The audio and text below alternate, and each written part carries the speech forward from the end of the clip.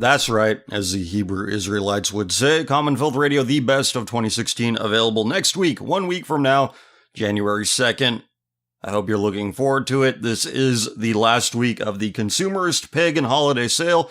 85% off the entire discography. $1.50 for all stickers. You know all about it by now. Check it out if you have not. But I'm really excited to get this collection out to you. Common Filth Radio, the best of 2016. It is almost 24 hours. I know I put on the title cards, 23 hours, but it's actually 23 hours and 51 minutes. I was going to round up, but I don't want people to spurg out on me and say, it's only 23 hours and 51 minutes. You lied to me. I didn't want any of that. So that's why I say 23 hours, but the 2.5 hours of content, that's actually 5 minutes less than 2.5. So you can spurg out on me about, me shorting you the 5 minutes on that. But yeah, there are 10 unreleased segments in total, and they are all quite excellent. So the Consumerist Pagan Holiday is over. That was yesterday, but Christmas was also yesterday, and to the sincerely devout among you, Merry Christmas. I hope it was good. I hope it was free of stress. I hope it was happy. I hope you had some good times. Good memories. Everybody's on vacation, it seems, but nope, I can do this. Nothing's stopping me from doing it.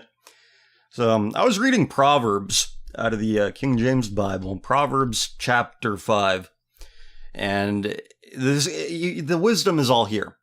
Like last week I was talking about polyamory and all of these people who engage in consensual adultery, thinking that the consent will mitigate the pain and misery caused by adultery, just as long as they agree to it, but how mistaken they are. So here we go, Proverbs 5, warning against this. You know, for a bunch of epileptic sand people, they were pretty smart. We'll begin at the beginning. Where else? My son, attend unto my wisdom, and bow thine ear to my understanding, that thou mayest regard discretion, and that thy lips may keep knowledge. For the lips of a strange woman drop as an honeycomb, and her mouth is smoother than oil, but her end is bitter as wormwood, sharp as a two-edged sword. Her feet go down to death, her steps take hold on hell. Lest thou shouldest ponder the path of life, her ways are movable, that thou canst not know them. Hear me now, therefore, O ye children, and depart not from the words of my mouth. Remove thy way far from her, and come not nigh the door of her house. Lest thou give thine honor unto others, and thy years unto the cruel.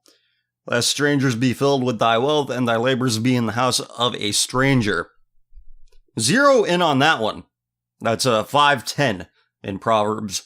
Lest strangers be filled with thy wealth, and thy labors be in the house of a stranger. The sin of Europe. How accurately, viewing the Bible, viewing modern things, modern events, current events, through the lens of the Bible, everything makes sense. Especially demographic displacement, immigration, the migrant crisis, Islamic terrorism. It's all punishment. Because the hoeing came first. The angry Muslims came second. It's also obvious. Anybody who lives by these rules here, they're not going to have a bad time. You're not going to end up dating a girl who works for Vice as a sex toy reviewer, who wants an open relationship because her heart's too big for just one person, which, as we know, is code for her vagina's too big for just one penis, or something else. You know, since she's probably like gender fluid, pansexual, whatever. But that 10th verse here. Lest strangers be filled with thy wealth, and thy labors be in the house of a stranger. We'll continue it here. And thou mourn at the last when thy flesh and thy body are consumed. And say, how have I hated instruction, and my heart despised reproof. And have not obeyed the voice of my teachers, nor inclined my ear to them that instructed me. I was almost in all evil in the midst of the congregation and assembly. Drink waters out of thy own cistern, and running waters out of thine own well. Let thy fountains be dispersed abroad, and rivers of waters in the streets. Let them be only thine own, and not strangers with thee. Let thy fountain be blessed, and rejoice with the wife of thy youth. Let her be as the loving hind and pleasant roe. Let her breasts satisfy thee at all times, and be thou ravished always with her love. And why wilt thou, my son, be ravished with a strange woman, and embrace the bosom of a stranger? For the ways of man are before the eyes of the Lord, and he pondereth all his goings. His own iniquity shall take the wicked himself, and he shall be beholden with the cords of his sins. He shall die without instruction, and in the greatness of his folly he shall go astray. All sound advice that has been proven correct in people's defiance of it. When people defy the law, when people defy sound, solid, well-founded advice, they prove it correct. But it's the fate of some to just throw it all away, make up their own rules about things, and live their life as a negative example of what happens. But we should look to those negative examples and say to ourselves, I don't want to end up like that guy or girl or whatever. The only argument that the modern person can come up with in response to this, let's take the 18th verse here. Let thy fountain be blessed, and rejoice with the wife of thy youth. The only thing they could say to that is, it's not fun to be just with one person. Monogamy's not fun. Which is just to say that their parents fucked it up in some way, so they think that, oh, my parents fucked up, therefore it's all fucked up. I'm going to do things my own way. And not do things the right way. You see, they think their parents were doing things the right way. Their parents divorced, cheating on each other, fucking around on each other, you name it. But they say, I'm going to do it my own way. Not realizing that the right way and the path to it was there the whole time, manifested in a negative example. That negative example being their parents. So divorce has fucked things up. It has turned people into basket cases. Because their existence has been made into a lie. Because their parents never had any intention of working out their problems, should they arise. And so they think, no, I will not rejoice in with the wife of thy youth, or the man of thy youth, in the case of a woman. And they say no. To verse 19, let her be as the loving hind and pleasant roe. Let her breast satisfy thee at all times, and be thou ravished always with her love. So they could say that, no, I'm bored with her. What does that say? What an insult that is to your betrothed. That you would say, I'm bored with you. As if she's there just for your fucking amusement. And that seems to be what it is in the English-speaking world. People only exist for the other's amusement or to scapegoat them. And what a miserable way of being that is. Once I started taking responsibilities for the mistakes that I made, and not trying to pass it off on anybody else, actually being a man and taking control of my circumstances, I achieved that happiness that the Vice and NPR set think they'll achieve by pursuing hedonism. By using people solely for amusement or as a scapegoat. And it extends to the other side of the political spectrum too, which is why I think it's a more genetic thing than people would care to admit. But you know all about that by now. I don't know if I'm the only one who's under this assumption, but I always assumed that the point of alternative media, such as what you're listening to right now, was to talk about what not a lot of other people were talking about, to put into context what nobody else is putting into context, not academia, not talk radio, not cable news, not the nightly news, local news, none of that. So a lot of people, they've been talking about fake news, which I think is the first time I've said that since this fake news bullshit has come to the public's attention, since it has entered the zeitgeist. Fake news. And I don't know what fake news is. Is it just what journalists call, oh, that's not really news, it's not important? Is it kind of like, never mind. So I found this. Exclusive. This is from Daily Mail. Facebook fact checker who will arbitrate on fake news, basically deciding what's real and what's not, is accused of defrauding websites to pay for prostitutes, and its staff includes an escort porn star and a vice vixen dom. Now, I can't help myself. I can't help myself, but I have to point this out. What is with white people in this femdom shit? Vice Vixen Dom. So, Facebook has announced plans to check for fake news using a series of organizations to assess whether stories are true. One of them is a website called Snopes.com, which claims to be one of the web's essential resources and painstaking, scholarly, and reliable. And the founder is Dave Mikkelsen. Dave Mikkelsen. I looked up the surname Mikkelsen. It's a Danish-Norwegian surname. I'll read the rest of Daily Mail's highlights for the article and then get to my point, because I've observed how people are framing this, and I think it's interesting. I think it's worthy of comment. So, Snopes.com claims to be one of the web's essential resources and painstaking, scholarly, and reliable. It was founded by husband and wife Barbara and David Mikkelsen, who used a letterhead claiming they were a non-existent society to start their research. Now they are divorced, with Barbara claiming in legal documents he embezzled $98,000 of company money and spent it on himself and prostitutes. In a lengthy and bitter legal dispute, he is claiming to be underpaid and demanding industry standard or at least $360,000 a year. How much lower is the industry standard? The two also dispute what are basic facts of their case, despite Snopes.com saying its ownership is committed to accuracy and impartiality. Snopes.com founder David Mikkelsen's new wife, Alyssa Young, is employed by the website as an administrator. Get this. David Mikkelsen's new wife, the Danish-Norwegian fella, worked as an escort and porn actress, and despite claims website is non-political, ran as a libertarian for Congress on a dump Bush platform. Now, there are a number of people I want to talk to, and I do have somebody in mind to bring on here to talk about libertarianism and how it went from Ron Paul to Alyssa Young and Bell Knox. It's a fascinating thing. And, well, it's emblematic of white America's rapidly changing values. Ron Paul, straight-laced guy, did the right things for the right reasons and founded his principles on trusting his fellow man to do the right things for the right reasons because everybody seemed to be on the same page during his heyday. Now it's, fuck you, let me do what I want, even if it is stupid, self-destructive, and perverted. That's libertarianism, and there's no getting it back.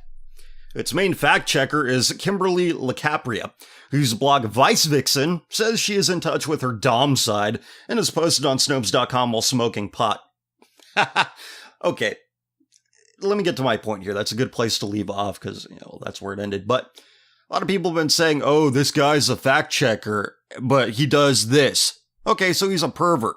He's an unscrupulous, treacherous pervert. And they're pointing this out.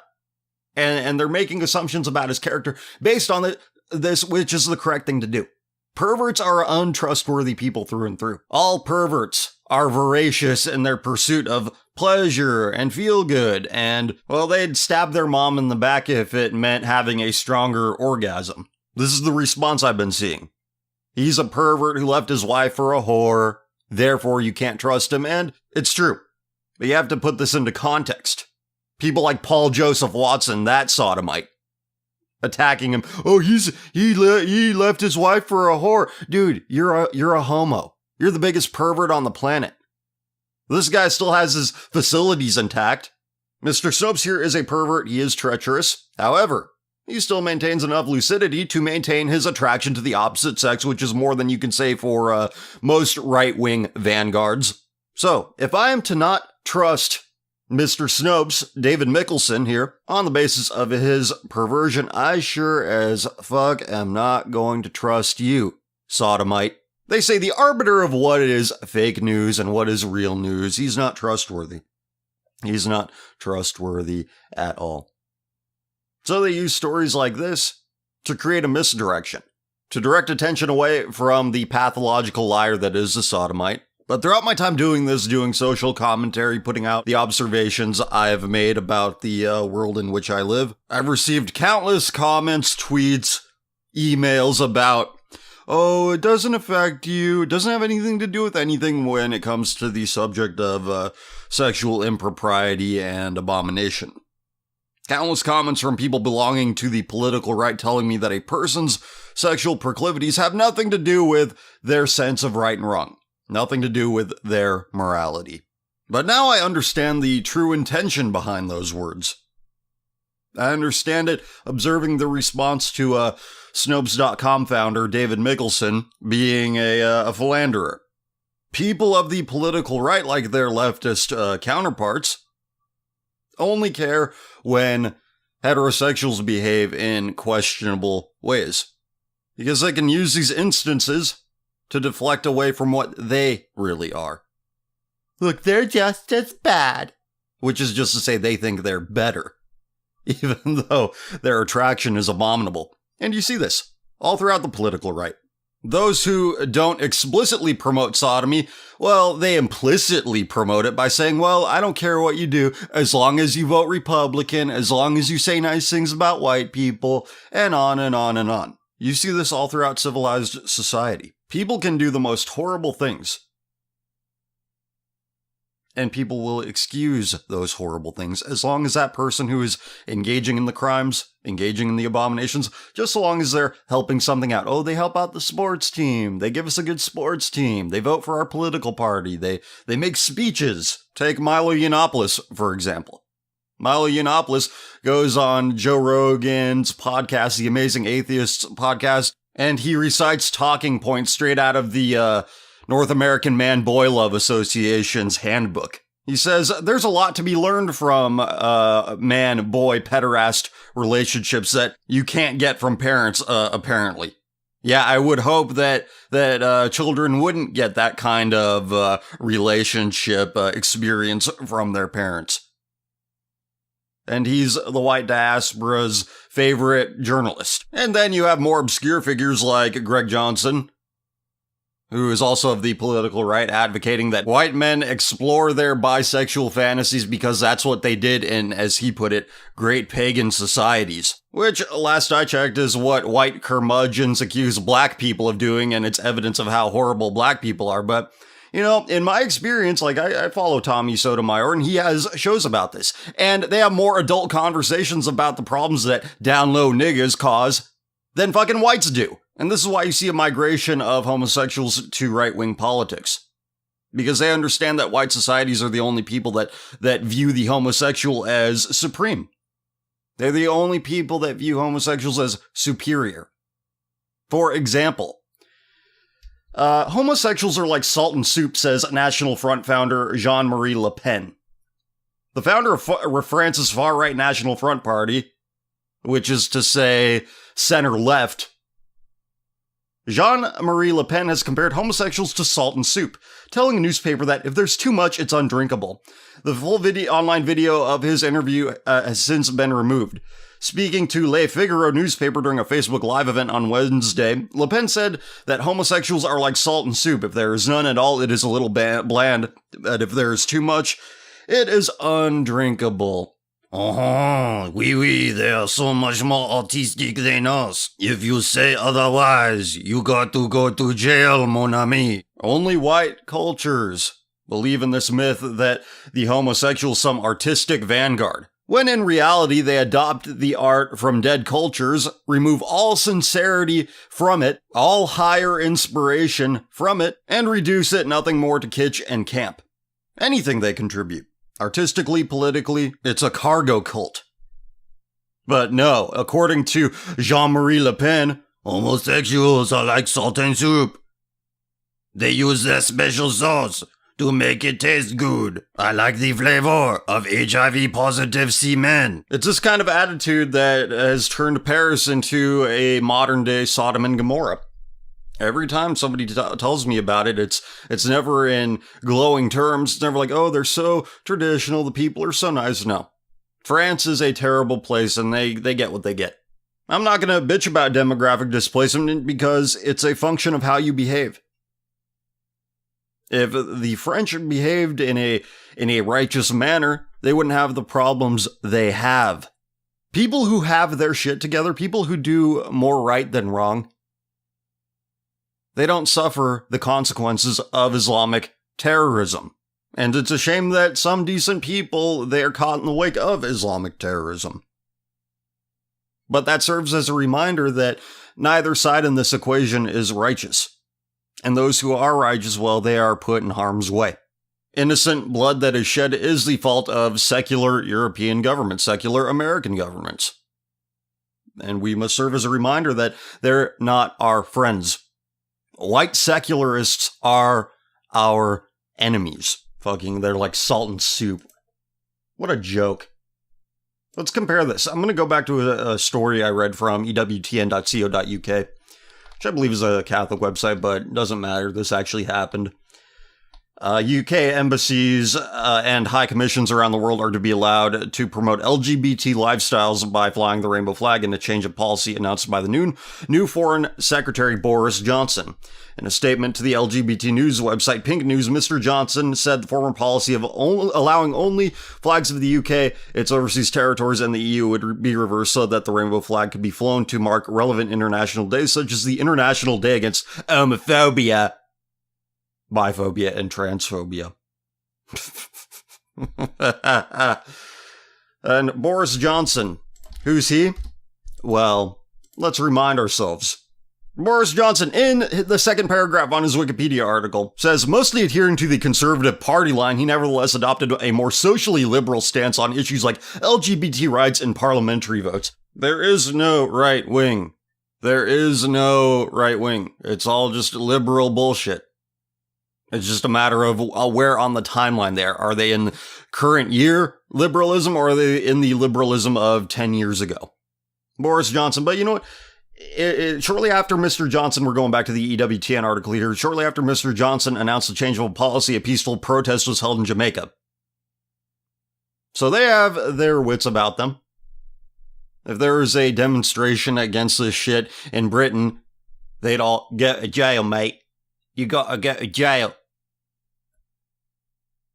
Yeah, then you'll be buggered. Now you'll be LGBT. Ha ha ha ha ha. Isn't it? Islam is homophobic. Fucking retards. I listen to NPR every day. There's a sob story about, people were mean to me because I wear a headscarf. It's just, it's intellectual junk food for the white middle class set.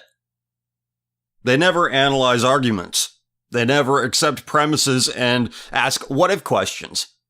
Yeah, what if most Muslims are radical terrorists? What if? They never accept that premise and then ask, like, well, why do they not like what we do over here? The reason the NPR set doesn't explore these ideas, if they asked a Muslim who doesn't like the West too much, the Muslim would say something like, I don't like what the West promotes. They hold an incredible influence over the world and the direction the world's cultures take. The West is a whore. It encourages women to be hoes, men to be children, or worse. And that's what the middle-class NPR set promotes. It will destroy their illusion of the liberal Muslim. They have to take a fine-toothed comb over the demographic to find the spineless evangelical equivalent of Muslims. But according to every NPR middle-class retard, that's fake news. That's fake news. And a lot of people have been complaining at me, why aren't you talking about Pizzagate? Well, here's what I think the story is. This happened earlier this month. It's from the New York Times, if I'm not mistaken. It's an archived page, but yeah, New York Times. Trump fires advisor's son from transition for spreading fake news, from December 6th. President-elect Donald J. Trump on Tuesday fired one of his transition team's staff members, Michael G. Flynn, the son of Mr. Trump's choice for national security advisor, for using Twitter to spread a fake news story about Hillary Clinton that led to an armed confrontation in a pizza restaurant in Washington. The uproar over Mr. Flynn's Twitter post cast a harsh spotlight on the views that he and his father, Lieutenant General Michael T. Flynn, aired on social media throughout the presidential campaign. Both men have shared fake news stories alleging that Mrs. Clinton committed felonies and have posted their own Twitter messages that at times have crossed into Islamophobia. but their social media musings apparently attracted little attention from Mr. Trump or his transition team before a North Carolina man fired a rifle on Sunday inside a Comet ping pong, which was the subject of false stories tying it and the Clinton campaign to a child sex trafficking ring.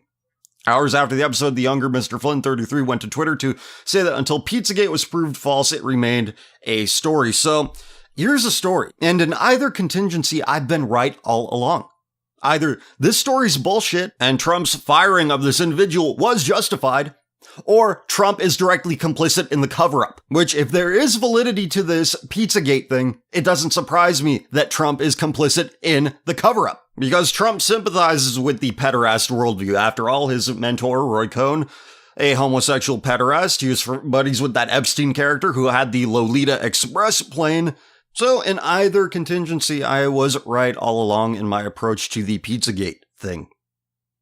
I said that why are we focusing on this when the right wing, people on the political right, I know I said it doesn't exist, but they still use that word, so I'm going to use their definition for it. But with the right, their endorsement of child rape and sex slavery is, it's decentralized. Whereas the left, if it's all true, is more centralized. Either way, that's not the issue. Child rape is still being advocated here. There's nothing better than being right. There's nothing better than being correct about things. And every week, the world proves me right. Over and over and over again, and that's why I keep coming back for more. How about this one? You want to hear about this? This was sent to me by a listener. Thank you for bringing this to my attention. It's a Wikipedia article, en.wikipedia.org/wiki/Color Climax Corporation.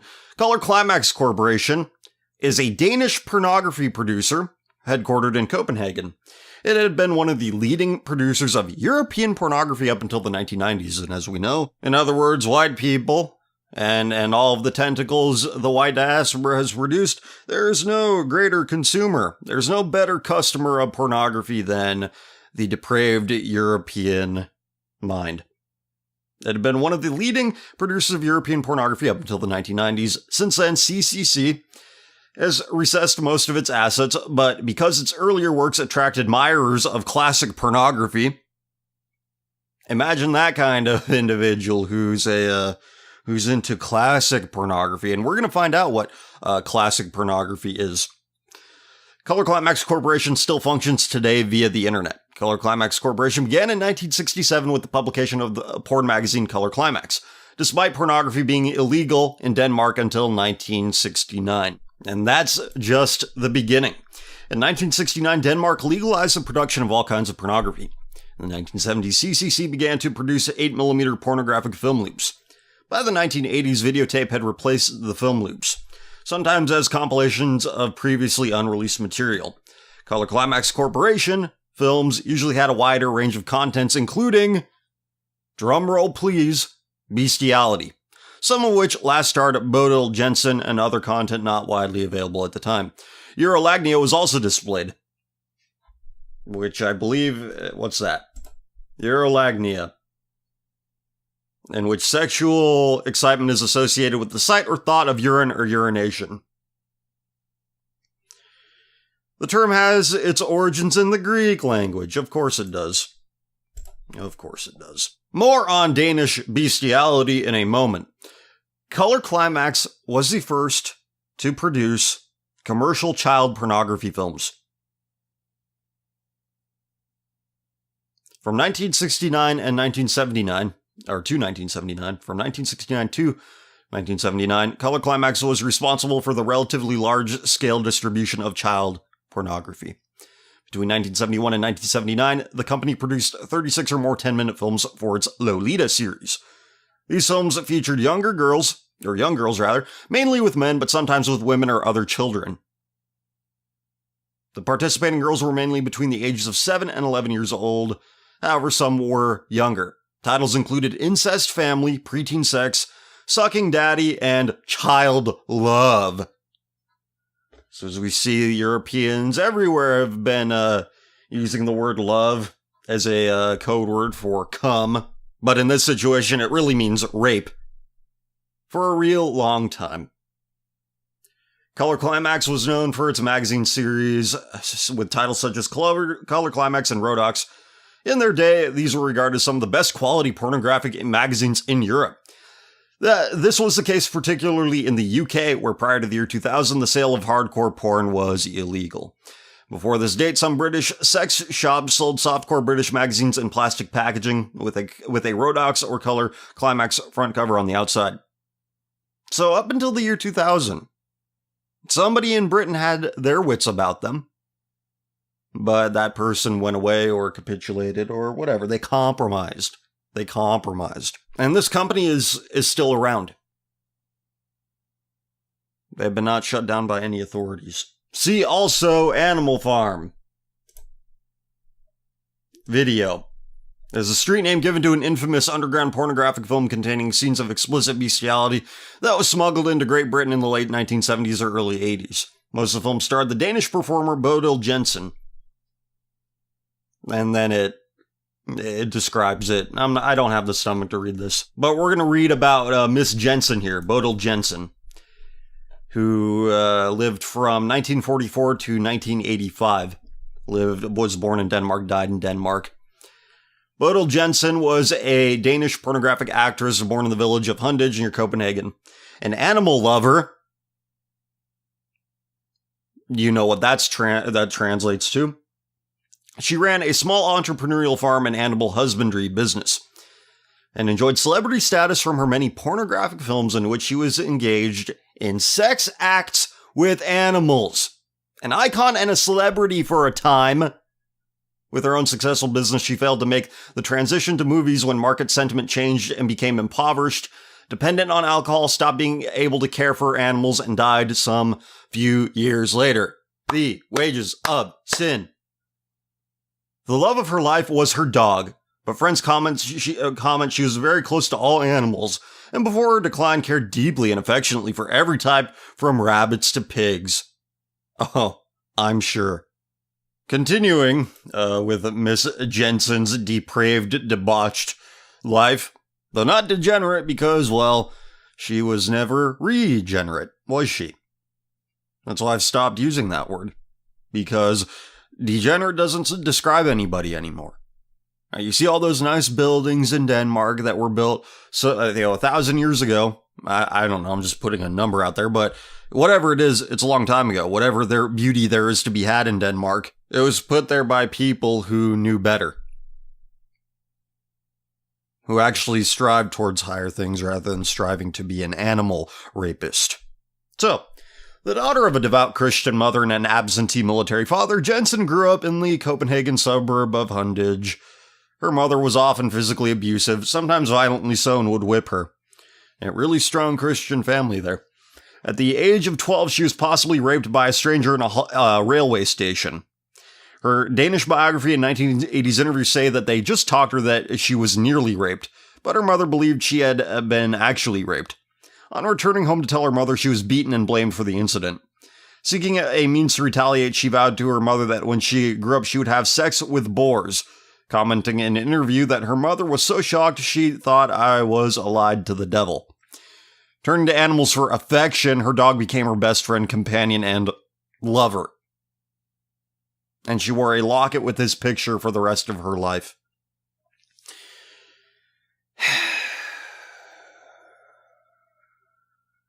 Things have been bad for a really long time. You know, there really is nothing new under the sun. The only thing that's new is me. And who else is putting this into its correct context other than me?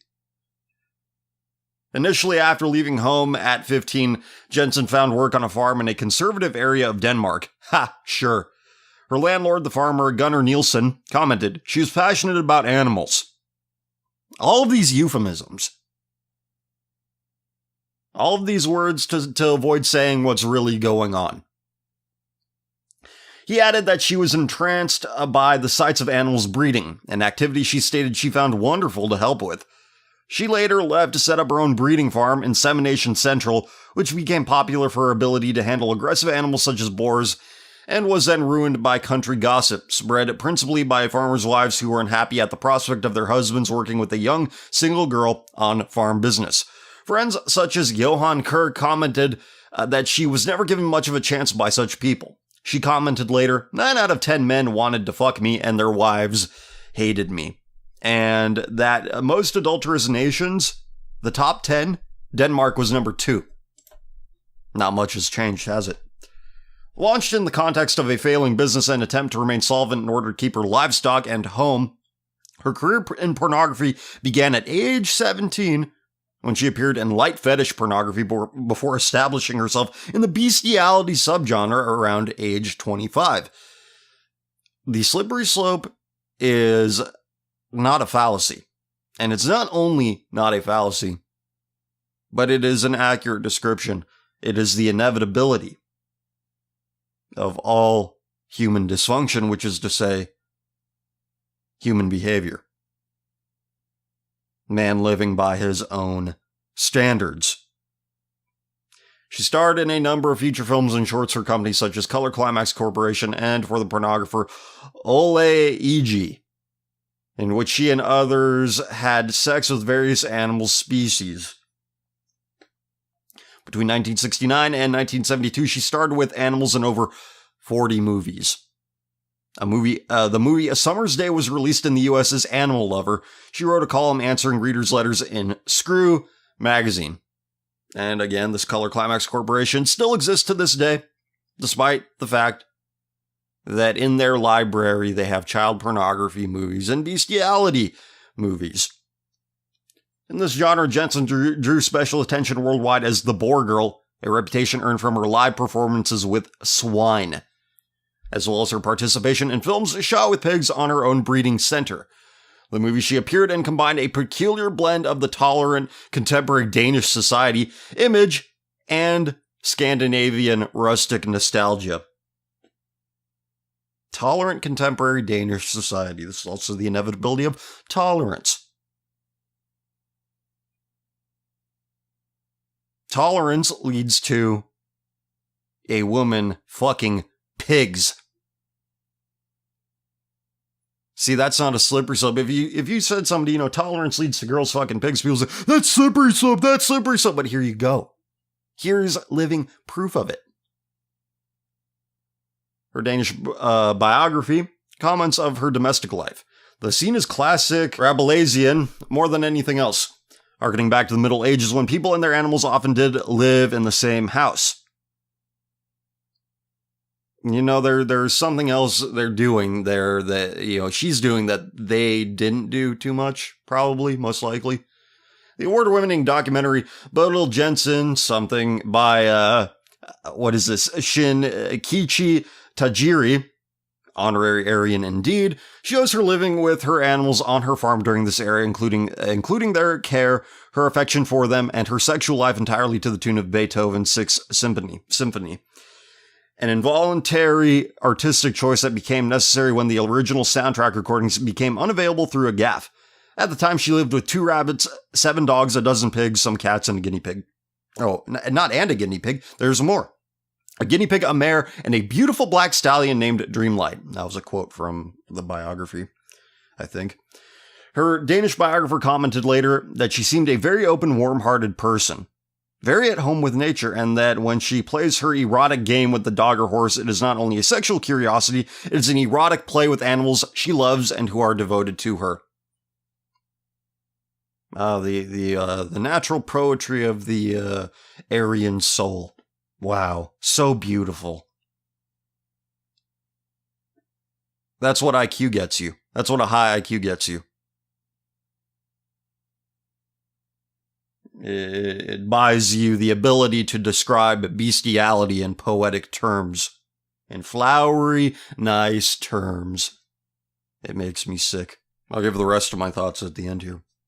By the early 70s, Jensen had managed to achieve her goal of living on her own farm with her daughter, as well as her companion/partner. Reference material suggests various relationship roles varying from companionship to partner. Some referred to Nud P. Anderson as a companion. Some as a partner. One suggests platonic friendship. The source material is ambiguous. In The Dark Side of Porn, The Real Animal Farm, Jensen is it's all a dark side. Alright, that implies there's a light side. Jensen is quoted as saying, "I'm bored when I'm alone, and so is he. So we're good company for each other." Jensen helped finance the farm by allowing sex tourists to visit it and make private films with her animals.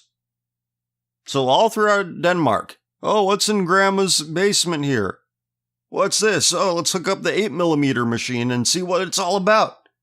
And then when they watch it, they recoil in disgust. Oh my god, their entire world is shaken, and rightfully so. But then they're removed from that visceral reaction. They're removed from the heat of that moment. And then they start rationalizing. They start putting their good IQ points to work. Well, I shouldn't judge. We shouldn't judge. I don't support it, but it's not my place to judge. I don't understand why Eurotrash adopts the most retarded systems of morality. When confronted with the most disgusting, diseased, deathly things that humans are capable of, they just say, well, it's fine as long as everybody agrees to it. They always avoid the root of the problem. And the problem is themselves. What they do. It doesn't matter how you garnish it or present it, you're still committing horrible things. And whether or not all parties are agreeing to it, that is the furthest thing from my mind. But not theirs. They're always looking to rewrite the rules depending on who is partaking in it. It's all contingent upon agreement. I've said this before about our culture's obsession with consent. Because that's the only basis of right and wrong we know about, or that we're comfortable with. The problem with consent is that you can agree to any sort of depraved action. You can agree to it, and everybody thinks that makes it okay. That makes it level, that makes it kosher. But what they aren't consenting to are the consequences of it. And this woman suffered consequences. She did. But has anybody learned from them? No. They'll hand wave it away. They'll say, this is cherry picking. This doesn't say anything even though it's not. Because this happens and continues to happen and is growing in prevalence. Think about all the news stories, from all the publications this year. Let's take a look back. You see it every day. Drudge Report, smoking gun. Local broadcast news affiliate websites. We read stories all day, every day. I don't think there's a day that has gone by where somebody hasn't sent me an article pertaining to this kind of depravity, this kind of debauchery. The one that Bodil Jensen, the Danish pornographer, defined her life by. So if you think I'm the problem for putting all of this into context, that I'm cherry picking, well, if it helps you sleep better at night, fine. That's what I'm doing. But those of us who have our heads screwed on straight know that something is deeply wrong with this society in which we find ourselves. The debauched among us do not fear death because they are, for all intents and purposes, already dead. No, the animated dead do not fear death, but judgment. And for as long as I can, I'm going to judge the hell out of them because that's the only thing they fear. So you can say that I'm cherry picking, and those who like what I do, those who do similar things to what I do, we're cherry picking. And to that I say, open your eyes, numbskull. You're living in an orchard of perverts. Continuing with Miss Jensen's debauched life. And notice she had a daughter, no mention of a husband. Friends comment about that time where she helped finance the farm by allowing sex tourists to visit it and make private films with her animals. Oh, what a great animal lover. You're an animal pimp. Fuck you. That she was easily exploited by almost anyone with a camera, and that the visitors just wanted pornography. They didn't care about knowing her. Oh, they know her all right.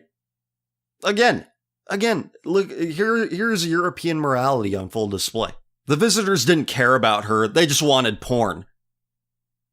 Oh, that's the problem. She's exploited by people with a camera, and they didn't care about her. Oh, so if they cared about her in the most vain way, Because the white definition of care is, oh, just be polite and say nice things and don't set anybody straight because that's rude and judgmental. Everybody in this woman's life refused to call it what it is.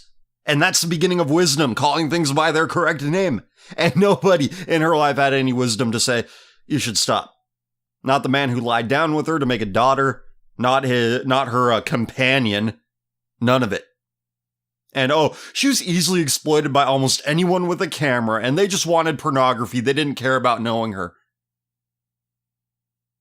So all the stuff she was doing before she was being exploited, that was fine because she agreed to it and she wasn't being exploited. You are that stupid, aren't you? We need to avoid this trap our fellow man has fallen prey to. And he does it through his own folly. He knows what's right and wrong, but he chooses wrong. Yeah, you could choose to exercise your instincts and say, this doesn't seem right. A society in which every sort of depravity is not only indulged in, but encouraged.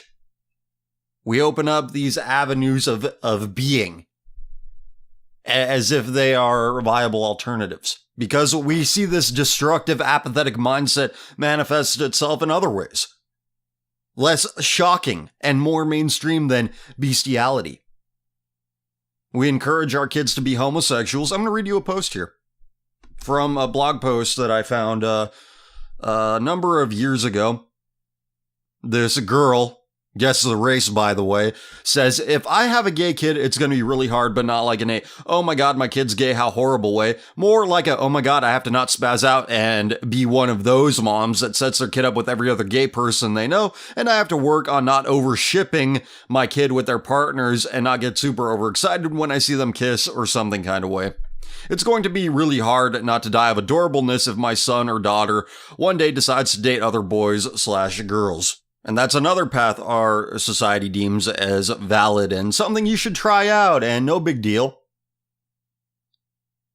But if the prohibition of it to them is a big deal, whether it's in America or Denmark, whether it's in Canada or Germany, you'll find those cultures actively encouraging life-ruining decisions. An extreme example of that featured here in Bodil Jensen's biography.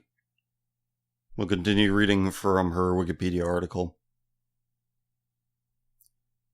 Neighbors once friendly turned dark and hostile, forcing her to move repeatedly. And ultimately, here's why they're hostile. They're forced to confront that which inspires a visceral disgust and hatred. They have to confront that shit every day when they look across the field. All right, people don't like doing that.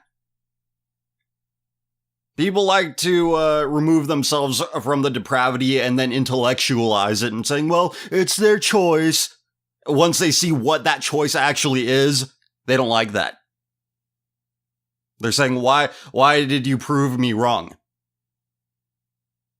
As the Danish adult industry began looking to other content, Jensen failed to make the transition from porn to other movies, and her financial stability in life began to fall apart. After 1972, she experienced a sharp deterioration, undergoing very obvious physical and psychological changes, including depression, first working as a live show and sexual role-play girl.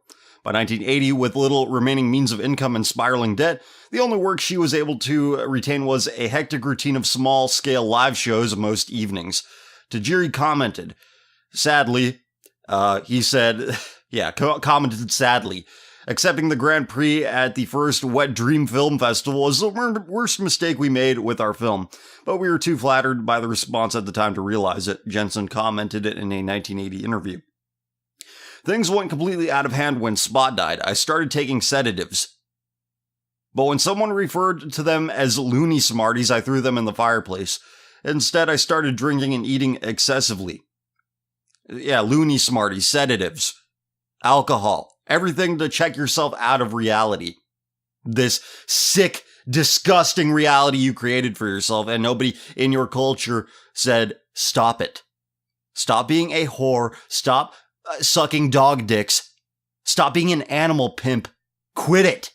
Nobody ever said a word. She said, I gained 30 kilos, doesn't look well on something that was going downhill anyway. Spot was a real German Shepherd. the death of whom she pins on her getting out of hand, showing her complete and utter delusion that she wasn't out of hand in the first place. Nobody ever said anything to her because, well, she seemed happy, she's nice, whatever, it doesn't concern me. Until you're forced to confront it. That's the thing, we don't want to confront anything. We have a complete hostility to the negativity of reality. And we refuse to repair it, we refuse to make a judgment on it. And when really, that's all that's required of us is a negative judgment on negative things. Once we start judging again, the world will become a better place. We need to judge the shit out of everything. And that's the problem. We have a complete lack of judgment regarding anything. You tell somebody to stop being stupid, that what they are doing is stupid, perverted, depraved, dangerous, and they say, quit being negative, you're such a downer. We want life to be a theme park ride. We want life to be a theme park attraction. We want life to be a fucking Disney movie. Everybody. You can't say anything bad about anybody. The only judgment you can make is judging those who judge. How dare you judge them? Oh my God. One iota of judgment would have set this woman away from the horrific path that her life took. Europe is home to some pretty shitty parenting. They are no stranger to that. No stranger to derelict parenting. All right, the British Isles, Denmark, wherever you go, they don't raise their kids. Some pretty bad things happened to this woman in her childhood, and she had shitty parents who weren't able to deal with it. But how did she respond? She responded by not staying on a good and virtuous and righteous path. No, she told her mom, I'm gonna fuck a boar. That's how she responded to her circumstances. So her weakness, her inability to cope in that respect, led to even more ruin. Where she thought she got out of hand when her dog died. And even if that's true, that's what her entire psyche was hinged upon. That's what it was? A fucking dog dying? That's what sent you off the deep end? No, you were already there. You were already in the deepest depths of hell on earth. Always looking for a scapegoat.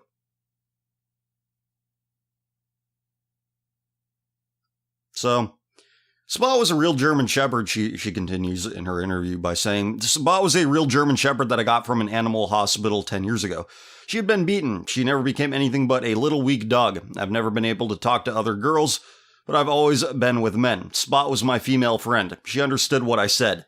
Was happy when I was happy, was sad when I was. When we were alone in the house without light and heat, we went to bed together, shared a biscuit, and then we talked until we fell asleep. Spot is the only living creature that has loved me for being just me.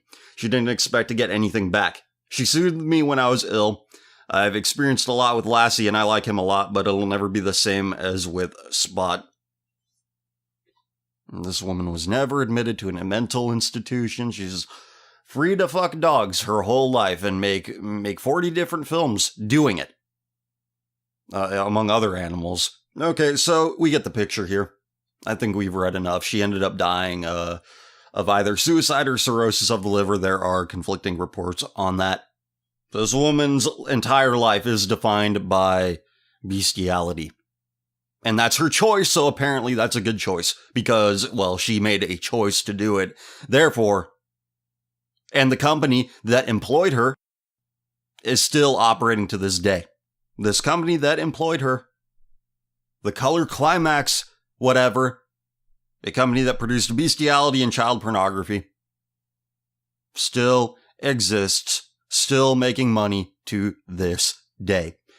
Do you get the picture? Do you get the picture that this is a culture that we need to avoid emulating? And not just that, we need to encourage its complete and total destruction. Because since this woman's day, since the late 70s, early 70s into the 80s, nothing has changed. It's only gotten worse.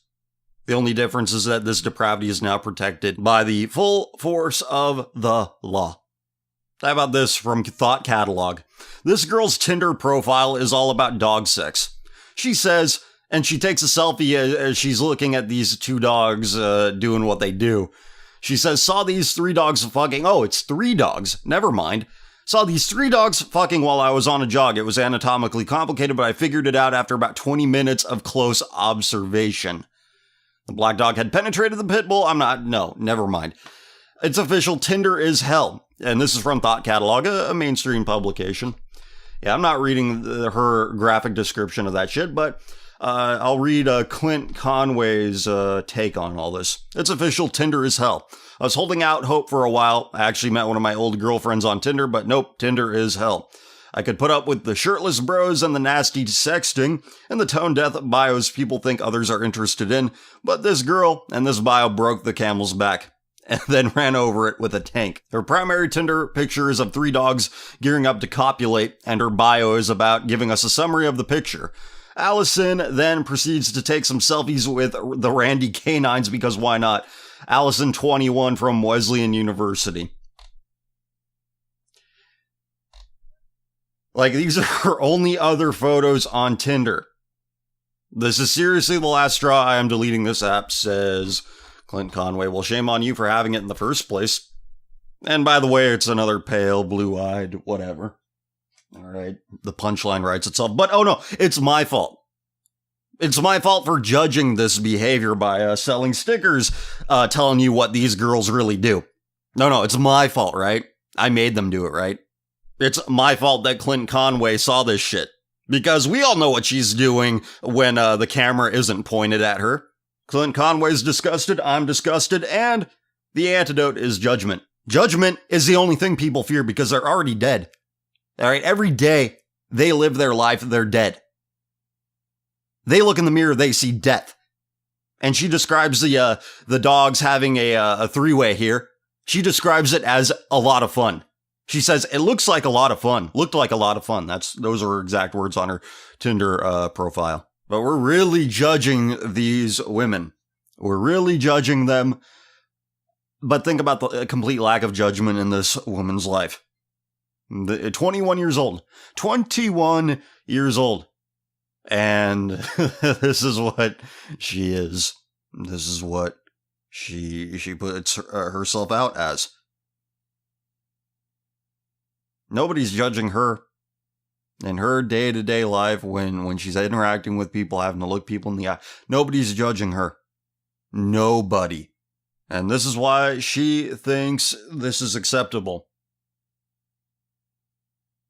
She wouldn't do it if she thought otherwise. The question and comment thread for this show will return for the next episode, but in the meantime, I would like to read this thread that was posted by Nuffin Muffins on the Commonwealth subreddit. The title of the thread is "The White Man Has Turned His Race into a Religion, Literally. CF is right again," and this is on archive.s/uppercase Z, lowercase WDG, uppercase Q. Check that out. Read along with me. The creativity movement. White racial loyalty without compromise. So, the white people can behave in self-destructive, perverted ways, and, well, that's fine. That's fine. As long as they're white, don't call them out, or else that's compromise. That's disloyal. We believe in the eternal laws of nature as revealed through science, history, logic, and common sense. We believe that the highest law of nature is the survival of our species by all means and at all costs. We believe that our race is our religion.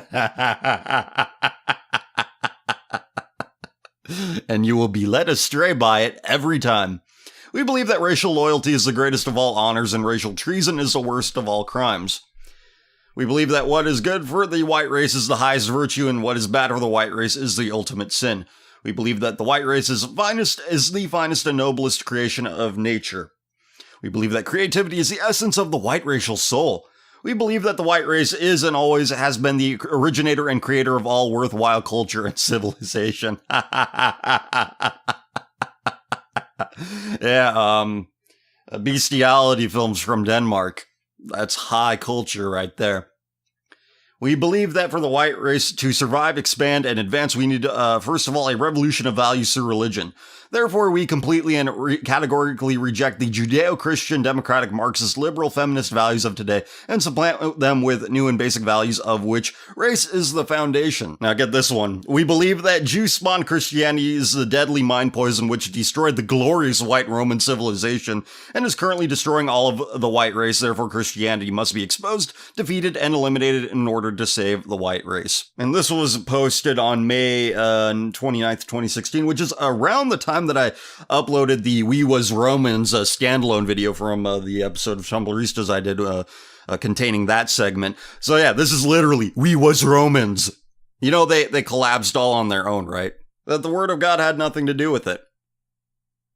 Oh, wait. Oh, it presented itself as the viable alternative that it was to whatever the fuck Romans valued? And so people went with that instead? People don't want to go down with a sinking ship of hedonism and debauchery? Perish the thought. That's treasonous. And in the modern day, pointing out that it's only white cultures that aid and abet the enemy that is a sodomite? That's treason. You can't point these things out or else it's treason. Notice how they, I don't think they're, in none of their 18 bullet points here do they point out what qualifies as treason. Zero. So you can point out negative aspects of white culture, and they are negative, and they'll say, nuh-uh. Or they'll point out somebody from some other race doing something similar. They'll point out somebody from some other race doing something that is an abomination, and they'll use that as an excuse to say that it's okay. Oh, other people do it, therefore they did it too. That's child logic. If you're so much better, then why don't you act better, idiot? Because again, it is a fact that white cultures are the only cultures that aid and abet the enemy. The enemy that is the sodomite. The sodomite is the antithesis of the family for obvious reasons. If you do not have a family, you do not have a race, let alone a culture. And notice how in their 18 bullet points here, they make no mention of removing any sort of depravity. In other words, it's okay if we do it. Now let me read that. The number 11 again. We believe that Jew-spawned Christianity is the deadly mind poison which destroyed the glorious white Roman civilization and is currently destroying all of the white race.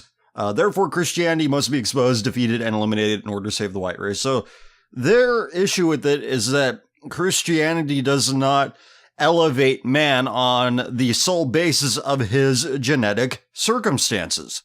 Existing isn't good enough. Merely existing with your set of genetic circumstances, the hand you've been dealt in life, isn't good enough.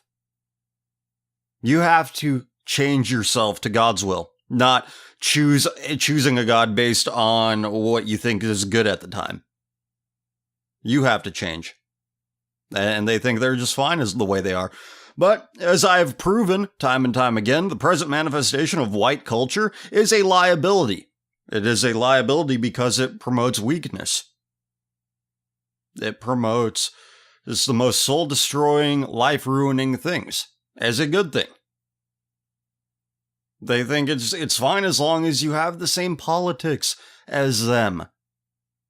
As long as you're nice about it, whatever it may be. Whatever bullshit you're defining yourself by, white culture encourages it. And let's skip down here to number 16 of their platform here. Again, this is the creativity movement, white racial loyalty without compromise. Number 16 says, we believe that the white race, its biological and cultural heritage, is now under attack by our mortal racial enemies, Jews, niggers, and the mud races. Here's what you can say about this. Black people and other brown people actually have a culture, no matter how crass it is, that promotes vitality. That promotes something other than navel-gazing and buggery. See, the Jews, they don't have a culture to sell whites. They just take white culture and sell it back to them. Again, they are a purely reactionary market force. You don't see white guys aping the behaviors and the aesthetics of Jews, all right? You don't see any of them wearing yarmulkes, but you do see a number of white people, both men and women alike, who fashion themselves as wiggers. That's what they call it. That's the word I've heard used, and I like that word, so that's what I'm going to call it. This is an example that's been on my mind because we've read several reviews of European art films over the over the past 2 years. And I had an epiphany. European art is far more depraved than anything a Hollywood Jew could possibly conjure up. Because Hollywood was born out of the epoch of consumer capitalism, much like film itself. So they still have to sell something that people want to buy.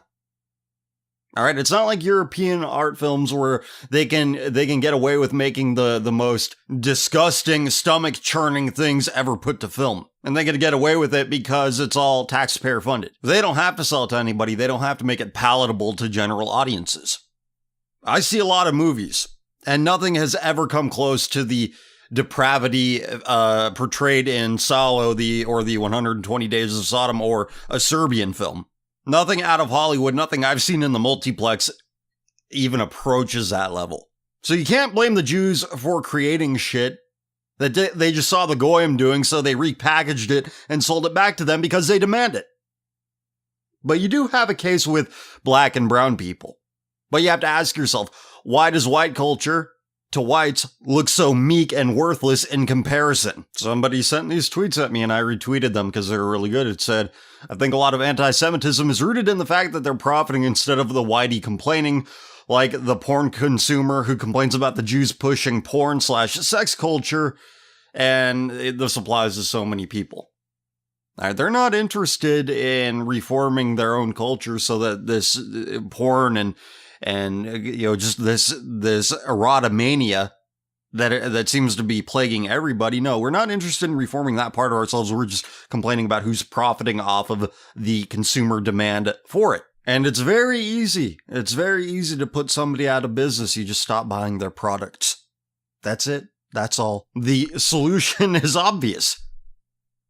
It's so easy. You just stop funding their operation. And if you don't fund it, good on you. But there are things we can still do. We can lobby our lawmakers to pass legislation prohibiting the production of pornography happening within the United States. We could do that. But it wouldn't happen because, well, for obvious reasons. All right, people are controlled by their horny levels. You could take away anything. People will put up with that. But as soon as you start taking away their cummies, or at least think about it, they'll freak out. They'll be out in the streets.